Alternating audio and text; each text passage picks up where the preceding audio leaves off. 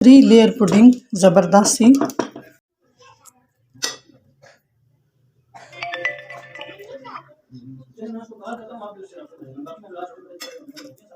Bread से मीठा बनाने के लिए यहाँ पे दूध लिया है। दूध मैंने लिया 1.5 लीटर। इसमें हम डाल देंगे चीनी हाफ कप या टेस्ट के हिसाब से। दूध को अच्छे से बॉईल करना है, 4-5 बॉईल लाने हैं। यहाँ पर मैंने लिया है वनीला कस्टर्ड, आप कोई भी फ्लेवर ले सकते हैं। हाफ कप दूध, इसमें हम डालेंगे 6 खाने के चम्मच वनीला कस्टर्ड। अच्छे से मिक्स कर लेना है। जिस च बॉईल आ गए इस च पावांगे थोड़ा सा इलायची पाउडर नहीं तो सब्ज इलायची पा लो। थोड़ा जा पावांगे वनीला एसेंस 2 ड्रॉप्स। थोड़ा जा पावांगे ज़ाफ़रान 2 ड्रॉप्स।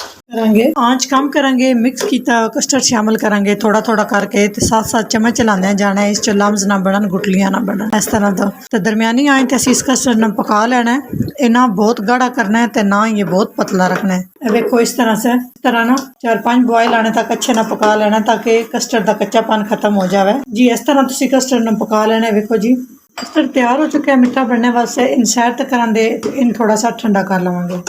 हसबे जरूरत ब्रेड स्लाइस लवांगे, साइड कट करांगे।